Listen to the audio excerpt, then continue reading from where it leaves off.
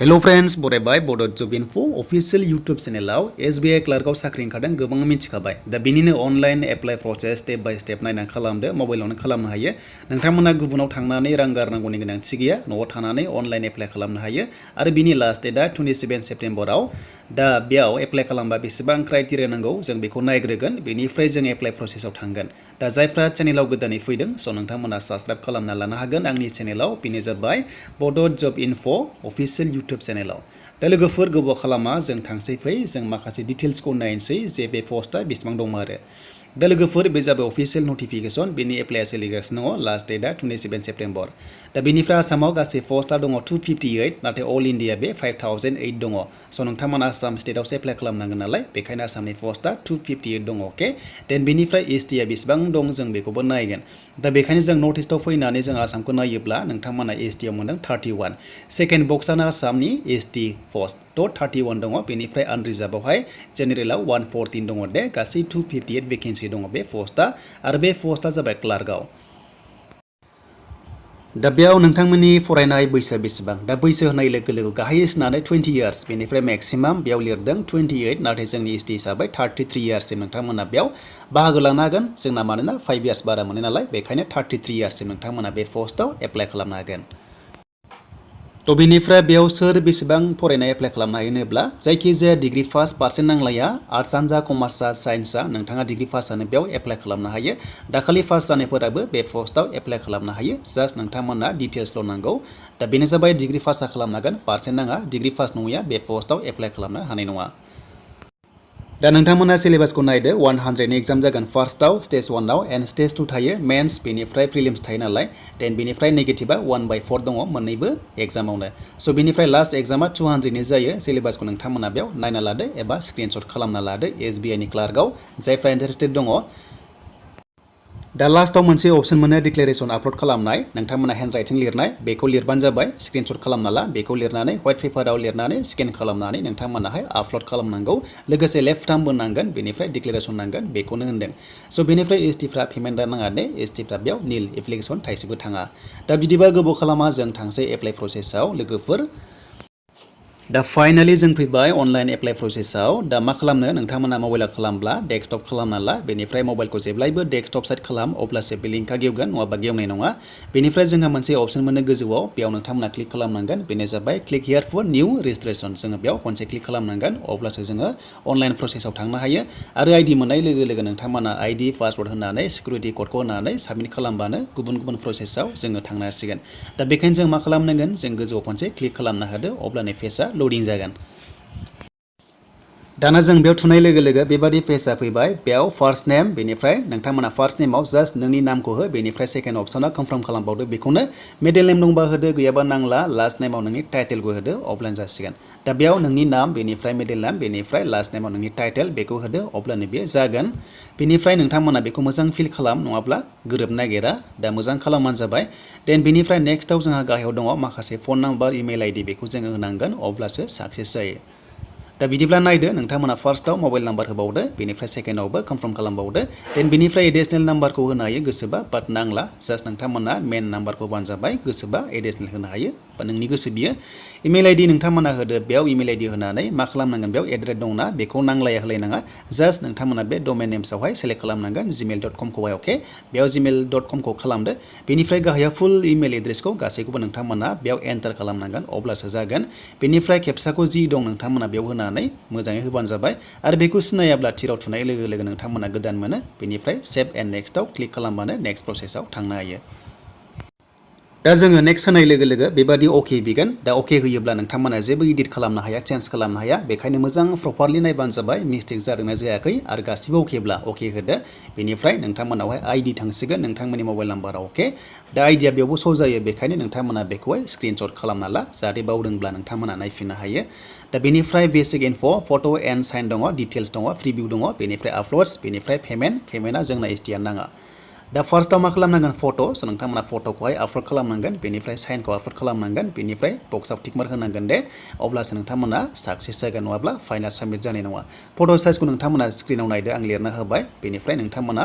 फट' reduce एपजोंहाय रिसाइजार खालामनो हायो resize खालामनो हायो जास्ट बबेयाव दोनदों फाइल्सखौ लानानै आपल'ड खालामदो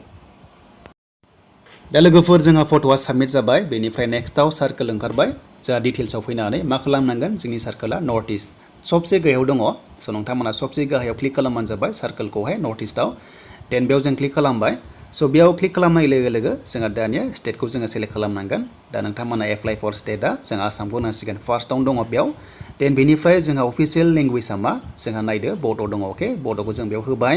देन बेनिफ्राय जोंहा क्लास 10 एबा 12आव बर' दंना गैया बेखौ होनदों दंबा येस गैयाबा न' देन बेनिफ्राय कास्टखौ नोंथांमोना होदो एसटिआव जों अके खालामबावदो बेनिफ्राय जोंहा साब कास्टआव मा लिरनो हायो बड' कसारि लिरनो हायो आं जास्ट बेयाव बड' लिरबाय स' नोंथांमोना मा लिरो नोंथांमोननि सायाव थाबाय देन बेनिफ्राय जोंहा मा डिसेबिलिटि पार्सन बा येस गैयाबा न' जुदि येस बा नोंथांमोना मानि सायाव बेयाव सेलेक्ट खालामदो दा आं गैया हमना ला न' देन बेनिफ्राय जोंहा माखासे डिटेल्स दङ बेबायदिनो येस न' नोंथांमोना बेखौ गासैखौबो नायै नायै सेलेक्ट खालामबानो जाबाय बेयाव खायसेखौ होनांगौ आरो खायसे होनाङा अके देन बेनिफ्राय नोंथांमोना नेक्स्टआव मा मोनगोन रिलिजन मोनगोन नोंथांमोननि धोरोमखौहाय गाव गावबागाव सेलेक्ट खालामदो बे बक्सआव दा हमना ला आंनिखौ बेयाव होबाय जास्ट एग्जाम्पल देन बेनिफ्राय माइनरिटि एबा मेजरिटि दा जों माइनरिटि नङा हिन्दुआ अब्ला जोङो न' बेनिफ्राय ख्रिस्टियानिटि मुस्लिम बा माइनरिटि जायो बेखायनो जोङो बेयाव येस होनांगोन हमना ला ख्रिस्टियान बा जों बेयाव येस होनांगोन दे देन बेखौ जों बुजिबाय देन बेनिफ्राय जोंहा जायखिजाया बेयाव नोंथांमोननि सायाव थाबाय धोरोमा स' बेनिफ्राय जोंहा येस न' नोंथांमोना बेयाव सेलेक्ट खालामदो बे मेक्सिमाम न'आनो गोजा स' नोंथांमोना बेखौ रोंखासिगोन दा जोंहा बियो न' जाबाय बेनिफ्राय जोंहा स्टेटखौ जों फिन खनसेबाव आसामखौ बेयाव सेलेक्ट खालामबावदो देन बेनिफ्राय जोंहा एग्जाम सेन्टारनि सायाव फैबाय नोंथाङा एग्जाम सेन्टारखौ बहा लागोन गोबां दङ स' नोंथांमोना खाथिखौ लाबानो जाबाय दा हमना ला आंनिया खाथिया जागोन तेजपुर आं तेजपुरखौ होबाय देन बेनिफ्राय नेक्स्टआव मा दङ स' नोंथांमोना आरोबाव बेयाव सेलेक्ट खालामबावनांगोन आसाम जों आसामखौ बेयाव सेलेक्ट खालामबाय देन बेनिफ्राय फिन खनसेबाव मेन एग्जामखौ नों बहा लागोन दा गोबां सेन्टार दङ जों फिन खनसेबाव तेजपुर लाबाय खाथिखाय देन बेनिफ्राय नोंथांमोना मा स' नोंथांमोना एग्जाम टाइमाव आधार कार्ड बा पेन कार्ड लांफानांगौ नालाय आइडि प्रुफ दा जोङो बक्सआव टिक होदो बेनिफ्राय जों माखौ लांफागोन बेखौनो होनानै नोंथांमोना नाम्बारखौ टाइप खालामनांगोन बा एन्टार खालामनांगोन दा जोंहा सबसे इजिसिना मा बेखायनो पेन कार्डखौ जोङो बेयाव सेलेक्ट खालामगोन बे नोंथांनि सायाव नों माखौ लाङो बे नोंनि सायाव जागोन दा बेनिफ्राय जोंहा एग्जामा इंलिश एन्ड हिन्दीखौ होदो जोंहा बर' गैया दा बेलेगा इंलिश दङ एसामिस दङ बेंगलि दङ जोंना इंलिश एन्ड हिन्दी जागोन नोंथांमोना एग्जामखौहाय बेनिफ्राय बार्थडे नोंथांमोना सेलेक्ट खालामदो नोंथांमोननि फार्स्टआव डे मान्थ इयार दङ बेखौ सेलेक्ट खालामना लादो देन बेनिफ्राय नेक्स्टआव जेन्डार दङ बेनिफ्राय नोंथांमोना जेन्डारखौ सेलेक्ट खालामदो बेनिफ्राय टुइन्स दङ नामा स' नोंथांमोना येस एबा न' थ' गैयाबा जावजा नङाबा स' नोंथांमोना न' होदो बेनिफ्राय जोंहा माखासे दङ नेक्स्टआव मेरिड आनमेरिड बेखौ सेलेक्ट खालामदो देन बेनिफ्राय फादार्स नेम मादार्स नेम बेखौ नोंथांमोना बेयाव जों जेरै सिगाङाव गावनि नामखौ होदोंमोन थिग बेबादिनो नोंथांमोना बेयाव मोजां टाइप खालामदो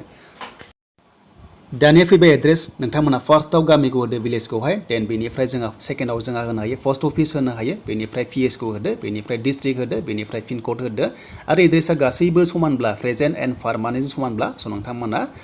बक्सआव टिक मार्क होबानो गासैबो गोजौनि आगायाव फैयो बेखायनो नोंथांमोना बेखौ मोजां एन्टार खालामदो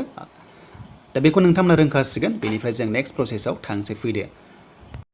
स' बेनिफ्राय गाहायाव भेलिडेट दङ बेखौ खालामनानै जोङो नेक्स्ट फैनाय लोगो लोगो बेबादि मोनसिगोन दानिया क्वालिफिकेसन डिटेल्स जों बेयाव मोनसिगोन दा नोंथांमोना एग्जाम पासखौ होदो बबे आर्ट्सनिफ्राय साइन्सनिफ्राय नोंथांमोना जादों स्ट्रिमा आरो बेयाव होदो देन बेनिफ्राय एग्जाम पासखौ नोंथांमोना पासखौ होदो देन बेनिफ्राय स्कुल कलेज बा बे इउनिभार्सिटि जायखिजाया कलेजनि नामखौ होदो बा इउनिभार्सिटिखौ होदो देन बेनिफ्राय इयार अफ पासिंखौ नोंथांमोना डेटखौ होदो देन बेनिफ्राय पार्सेन्टखौ होदो बेनिफ्राय क्लासखौ नोंथांमोना होदो मा ग्रेडआव पास जादों दा हमना ला नोंथाङा इयार अफ पासिंखौ बेयाव होबाय देन बेनिफ्राय पार्सेन्टखौ होदो बेनिफ्राय मा ग्रेडआव पास जादों बेखौ होदो देन बेनिफ्राय पोस्ट ग्रेजुवेट नांला देन बेनिफ्राय गाहायाव माबाफोर जुदि एक्सपिरियेन्स दङब्ला माबाफोर सेक्टराव मावनाय अब्ला बेखौ होदो देन बेनिफ्राय स' नोंथांमोना माखासे डिटेल्स मोनबावदों स' नोंथांमोना नै बेयाव नायबानो जाबाय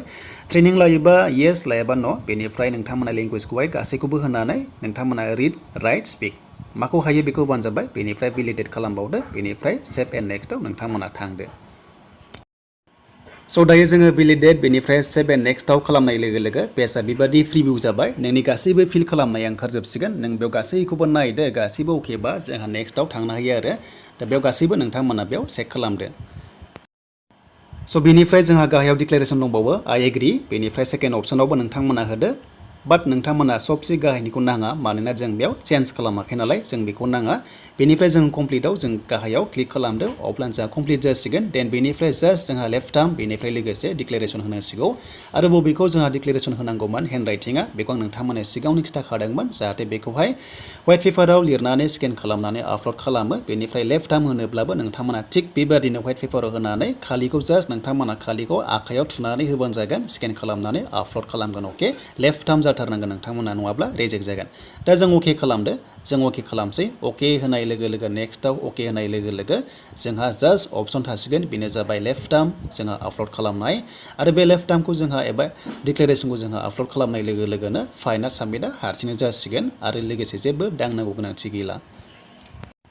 बेनिफ्राय मोनसे बाथ्रा अके होयोब्ला नोंथांमोना जेबो इडिट खालामनो हानाय नङा बेखायनो प्रपारलि गासैखौबो नायजोब आरो फाइनाल साबमिट खालामनायनि सिगां जाहाथे मिस्टेक जादोंब्ला जेबो रिजेक्ट जायै बायदि उनावहाय दा जों अके खालामसै फैदो गोबाव खालामला दा जोङो अके खालामसै दा नोंथांमोना कन्टिनिउ खनसे क्लिक खालामबावनांगोन देन पेजआ लडिं जाबाय दानिया फैबाय अपसन बेनो जाबाय फट' बेनिफ्राय लेफ्ट टार्मनि फट' आरो देन बेनिफ्राय हेन्ड राइटिं डिक्लेरेसना माखौ लिरनांगौ बेखौ मिथिखाबाय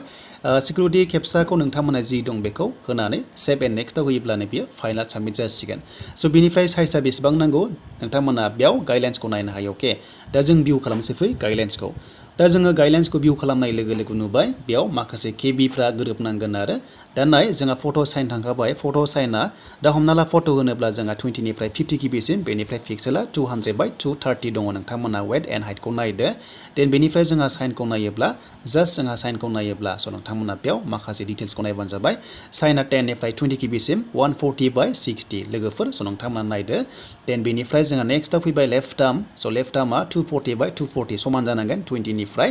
50 केबिसिम नोंथांमोना वेट हाइटआबो 240 पिक्सेल जानांगोन देन बेनिफ्राय जोंहा लेफ्ट टार्मा जाबाय देन बेनिफ्राय मा फैखो जोंहा डिक्लेरेसन फैबाय 800/400 नोंथांमोना पिक्सेल मोनदों वाइटआ जोंना 800 जानांगोन बेनिफ्राय पिक्सेला 400 जानांगोन हाइटआ दा 50निफ्राय 100 केबिनि गेजेराव नोंथांमोना आपल'ड खालामदो डिक्लेरेसनखौथ' मोनखाबाय सिगांनो नोंथांमोना जास्ट बेखौ नायनानै फल' खालामदो अब्लानो फाइनाल साबमिट जासिगोन दा बेखौ नोंथांमोना आपल'ड खालामबायबा सेभ एन्ड नेक्स्टआव होदो देन बेनिफ्राय अके खनसे बिबावगोन दा अके खालामबा जेबो इडिट खालामनो हाया आरो दा जों अके खालामनाय लोगो लोगो बियो फाइनाल साबमिट जासिगोन नायदो नोंथांमोना लाइभ प्रुफ नायदो दा फैबाय नै गासैबो नोंनि एप्लाइ खालामनाय डिटेल्सआ फैजोब्बाय नै दा बेबायदि मोनबाय आरो बेनिफ्राय नोंनाव लोगो लोगो फाइनाल साबमिटनि मेसेज फैगोन जाय मबाइल नाम्बारखौ होदोंमोन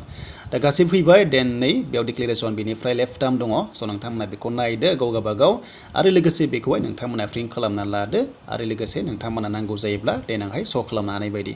दा बेनिसिम लोगोफोर एप्लाइ प्रसेस SBI क्लार्कनि